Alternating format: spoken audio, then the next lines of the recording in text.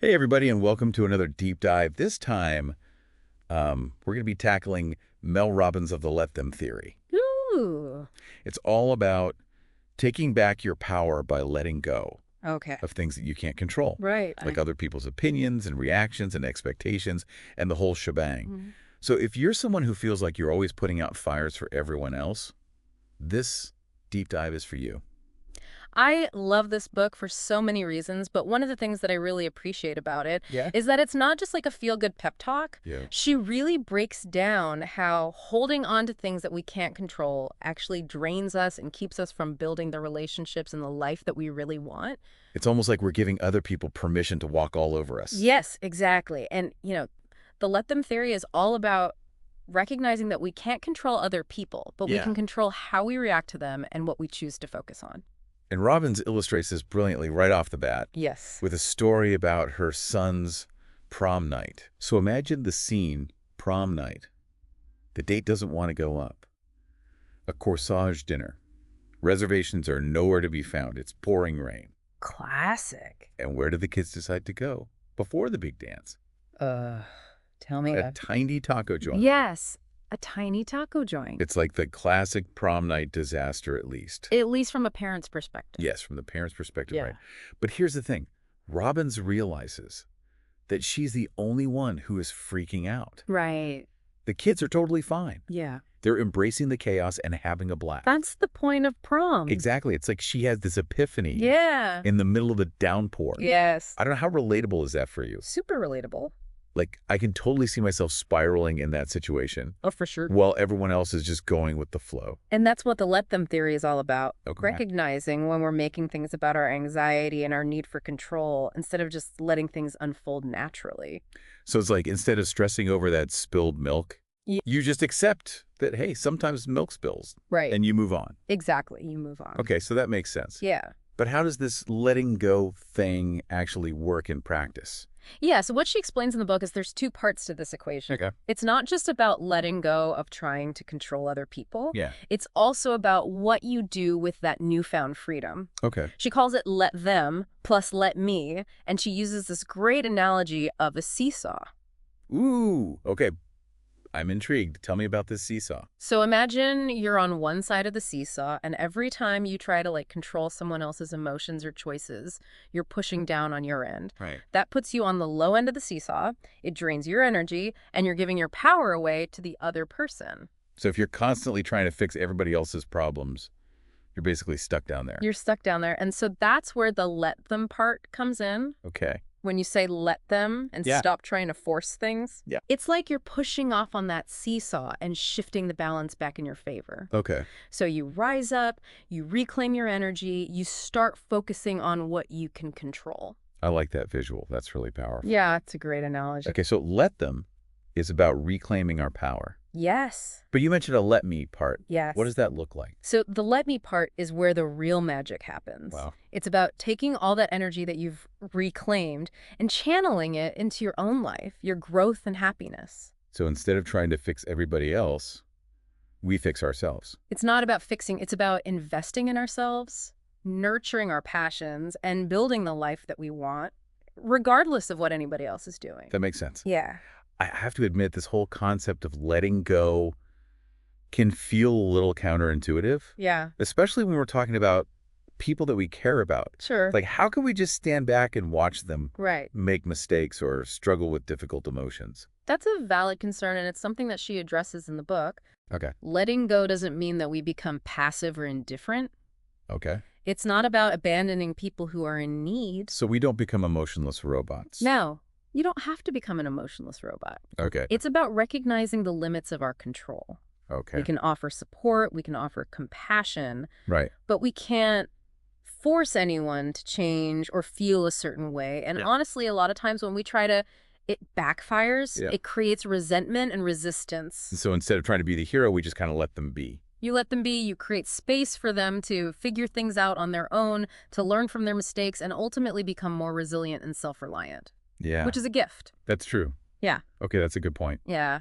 You know, it's so interesting. When we stop trying to control others, they often start making better choices on their own. Really? It's like they kind of rise to the occasion when they're given the space and the freedom to do so. That's interesting because there's that old saying, you can lead a horse to water, but you can't make it drink.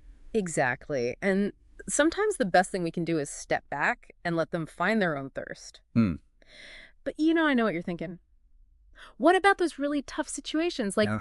when someone we love is making choices that are clearly harmful or self-destructive. Right, because letting go almost feels wrong in those situations. Yeah, I get it. It goes against every instinct to help to protect. Yeah. But here's the thing. She makes a really important distinction between helping and enabling. Okay. When we constantly rescue someone from the consequences of their actions, we're actually preventing them from learning and growing. Oh, so we're actually doing them a disservice in the long run. Think of it like this. If you were learning to ride a bike Yeah. and someone was always running alongside you, holding you up, Right. you'd never actually learn to balance on your own. That's a great analogy. Yeah. It makes total sense if we're always there to catch them.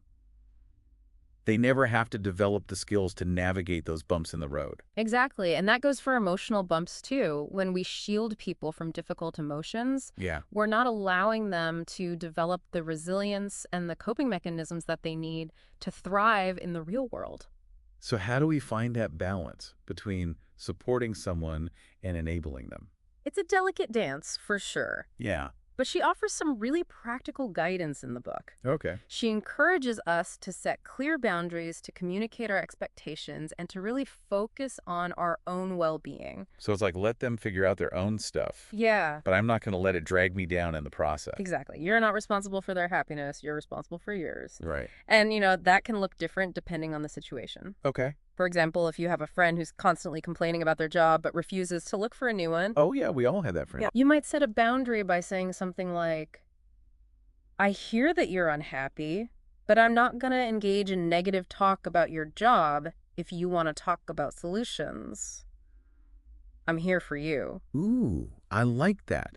Because you're offering support, but you're not getting sucked into their negativity. Yeah, you're not getting sucked in. And you're also empowering them to take ownership of the situation. Right. You're not trying to fix it for them. Yeah. You're encouraging them to find their own solutions. This whole conversation is making me think about a situation that I'm dealing with right now. Oh, yeah. I have a friend who's going through a really tough breakup, Okay. and she keeps calling me to vent and cry, and I want to be there for her. Of course. But I also feel like I'm getting emotionally drained. That's so understandable. Yeah. It's tough to see someone you care about hurting, Yeah. and it's natural to want to comfort them, but remember, you can't pour from an empty cup. Right. You need to take care of your own emotional well-being in order to be truly supportive. So what would let them look like in this situation? Should I just stop answering her calls? I don't think you have to stop answering her calls, Okay. but it's about setting boundaries in a way that feels loving and supportive. Okay. You could say something like, hey, I know you're going through a lot right now, and I want to be there for you, but I also need to take care of myself. Can we maybe talk for 30 minutes instead of an hour, and maybe we could talk about something else besides the breakup for a little bit? I like that. Yeah, It's like setting limits, but without shutting her out completely. exactly. You're showing her compassion, but you're also prioritizing your own needs. Right. And that's an important part of this let them philosophy. Okay. It's not selfish to take care of yourself. It's essential. This is starting to really click for me, but I have another question. Yeah. What about when someone's actions are directly affecting us? Let's say you have a coworker who's constantly slacking off, Ugh, and you end up having to pick up their slack. I hate when that happens. That's a great example of where setting boundaries is crucial. Yeah. It's not about letting them walk all over you. It's about protecting your time and energy. Yes, and being assertive. Right. You might have a conversation with your coworker where you clearly outline your expectations and what you're willing to do. So instead of silently fuming while I'm doing their work, I actually address the issue head on. Address it head on and be direct. You might say something like, I've noticed that you've been struggling to meet deadlines lately, and I'm happy to help where I can, but I also have my own responsibilities, and I can't constantly be picking up your slack. Can we talk about how we can better divide the workload? Okay, so it's about having that uncomfortable conversation instead of letting resentment build. Yes, and you know what? That conversation might be awkward, but it's also an opportunity for growth. Oh, okay. For both of you, you're setting a boundary and you're also giving your coworker a chance to step up and take responsibility. Interesting. Yeah. This whole let them thing is really starting to make sense, but I have to admit, there's still a part of me that feels a little uneasy about it. Yeah. Like, what if letting go means we end up losing people that we care about? That's a fear that a lot of people have. Yeah. But here's the thing. True relationships are built on mutual respect and trust, not on control and manipulation. Okay. When we let go of the need to control others, we actually create space for more authentic connections to develop. So it's like we're giving them the freedom to choose us rather than trying to force them into a certain mold. Exactly. And sometimes that means people will choose to walk away. Right. But if they do, it's probably because they weren't meant to be in our lives in the first place. That was a good point. Yeah, it's like weeding out the garden to make space for the healthy plants to flourish. I love that analogy. Yeah. That's really good. Thank you. Okay, this is all resonating with me, but I'm curious, how does this let them philosophy apply to romantic relationships? Oh, it applies. Because that feels like a whole other ball game. It does. It absolutely applies to romantic relationships. In fact, she devotes a whole section of the book to this topic. Yeah. And she starts by emphasizing that the most important relationship we'll ever have is the one we have with ourselves. That's so true. It's so easy to get caught up in trying to find the one. Yeah. That we forget to nurture our own happiness and well-being.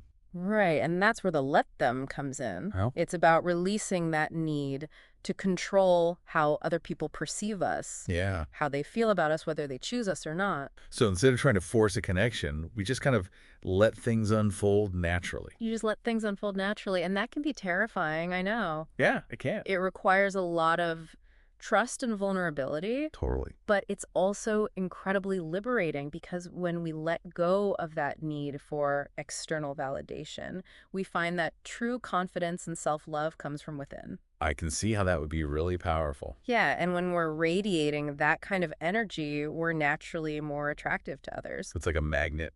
It's like a magnet. When we're secure in ourselves, we draw people to us who are also secure and whole. Okay. I'm starting to see how this works, but what about when we're already in a relationship? Yeah. How does let them play out in that context?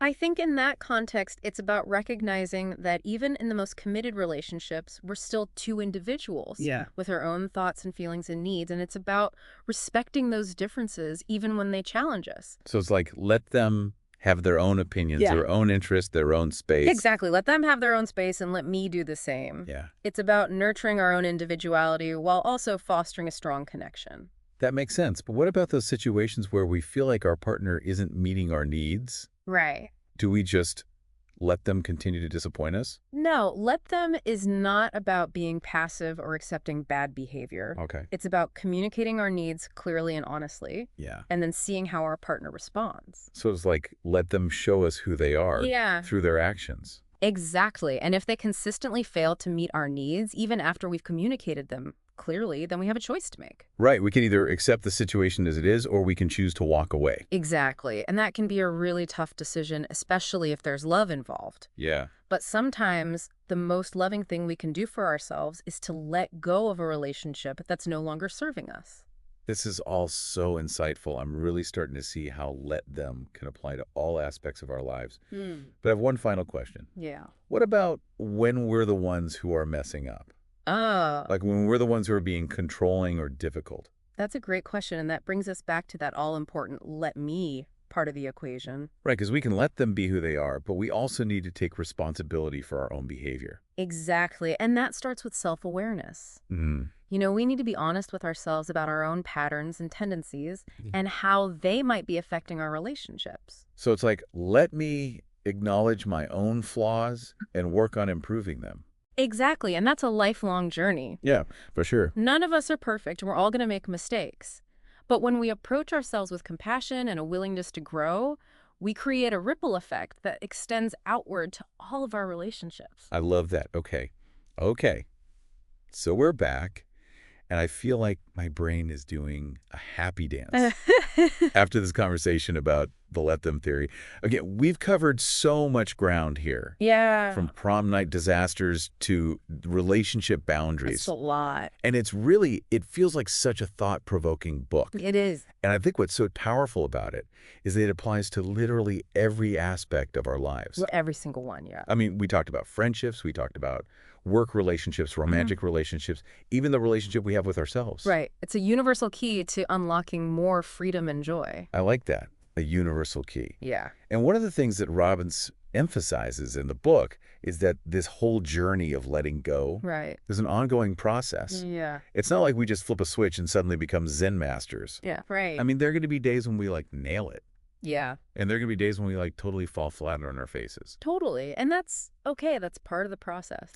Yeah. The key is to be kind to ourselves. Yes. To recognize that we're all works in progress. For sure. And to just keep practicing. Keep practicing. And, one of the things I really appreciate about the book is that she gives us some very concrete tools and strategies to help us along the way. Yes. Like that ABC loop we talked about earlier. That ABC loop. I mean, that feels like a brain hack for better relationships. It really is. And it's all based on this fascinating principle of neuroscience. Okay. Which is that we are wired to move towards pleasure. Interesting. Okay. So can I remind you again how that loop works? Yes, please. Okay. So the first step is to apologize for any past pressure or judgment that you might have put on the other person. Right. Then you ask open-ended questions to understand their perspective. Okay. This isn't about lecturing or giving advice. It's about truly listening. Creating that safe space for them to open up. Exactly. Right. Then you back off and give them the space to make their own choices. Okay. No more nagging, no more guilt trips. And then finally, you celebrate their progress no matter how small. It's like we're training a puppy. Exactly. With positive reinforcement. Lots of praise, lots of encouragement. Yes.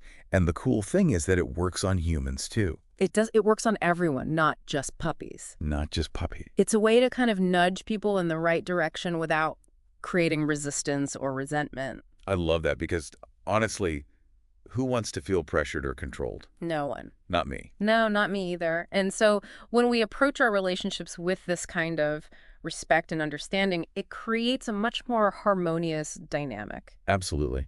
Another concept from the book that really struck a chord with me was this idea of the great scattering. Oh, the great scattering. When it comes to adult friendships. Yes, she talks about how adult friendships can feel very different from the friendships we had in school or college. Right. We're no longer in that constant proximity. Right. Our schedules are all over the place. Yeah, life just gets in the way. Life gets in the way. And so it's not that we don't care about each other anymore. It's just that things have gotten more complex. Yeah, it's like everyone went their separate ways after graduation. Yeah, exactly. She calls it the great scattering. And it's not a bad thing. It's just a natural evolution of friendships as we enter adulthood. Okay.